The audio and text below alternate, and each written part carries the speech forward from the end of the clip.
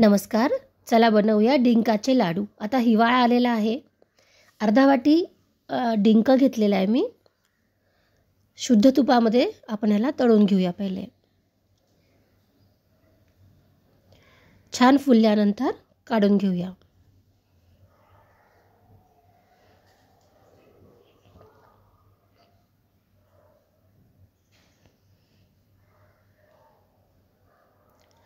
आता पाव किलो खोबरे जे आहे, सुके खोबरे, त्याचं चांगलं मी काप करून घेते. किंवा आपण खिसूनही घेऊ शकतो. खिसूनही वापरतात काही जण, पण मी याला मिक्सरमध्ये फिरवते. पाव किलो ड्रायफ्रूट्स पण घेतले आहेत. मी फक्त बदाम घेतले आहेत, पण आपण काजू पण घेऊ शकतो. अजून आपण पिस्ते आणि हे पण घेऊ शकतो. खारीक पण घेतली पाव किलो.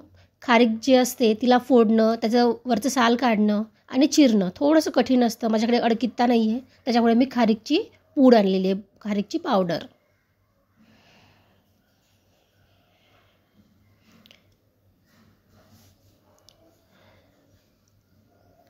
चला आता काय करूया आपण. सगळ्यात पहिले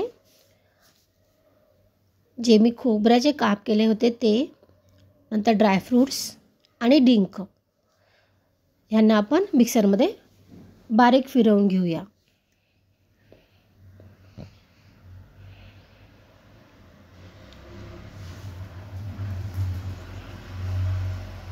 डिंकाचे लाडू अतिशय पौष्टिक पण असतात आणि हिवाळ्यात खायला देखील पाहिजे, स्निग्धतेसाठी, आपल्या हाडांसाठी, मजबूतीसाठी, स्ट्रेंथसाठी. खसखस आपण मिक्सरमध्ये पण फिरवू शकतो किंवा मग आपण वरूनही घालू शकतो मिक्स करताना, लाडू वळताना. चला हे सगळं फिरवून घेते. बारीक पूड करून घेतली बघा.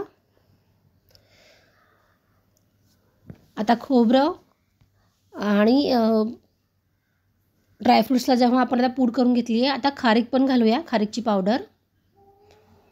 गूळ पण घालूया.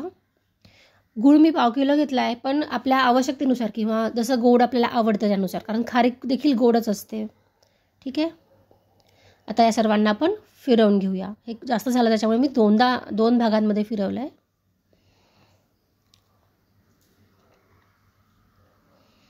बारीक पूड केली आहे बघा, कारण माझ्या मुलांना जरा बारीक पूड लागते. पण काही जणांना अगदी थोडंसं ओबडधोबड किंवा थोडंसं दाताखाली एखादा ड्रायफ्रूट किंवा खोबरं आलेलं आवडतं. तसं देखील आपण त्या आपल्या आवडीनुसार आपण याची पूड करू शकतो, म्हणजे मिक्सरमध्ये करू शकतो. त्याला मिक्स करून घेऊया व्यवस्थित. छान दळून झालं आहे बघा. आता ह्याला फक्त पातळ तूप घालूया ह्याच्यामध्ये. तूप मी थोडंसं गरम करून घेतलं होतं, पण ते आता गार झालेलं आहे.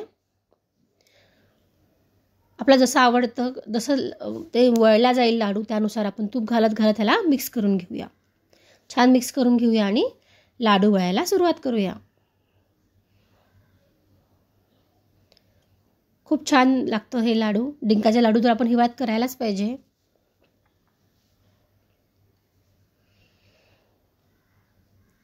आता हे सगळं मिक्स करताना आणि लाडू वळताना मला माझ्या मिस्टरांची, माझ्या आहोंची फार आठवण येते बघा. कारण की कधी पण मी जेव्हा बनवते हे लाडू, तेव्हा हे लाडू वळण्याचे काम जे असतं ते आमचे आहो करतात.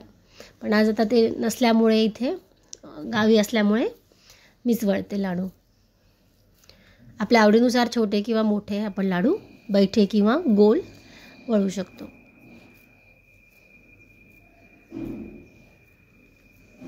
बघा अतिशय सोपं आहे की नाही डिंकाचे लाडू करणं.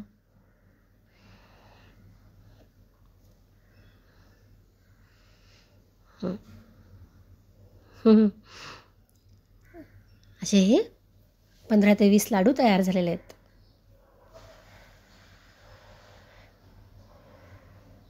Thanks for watching.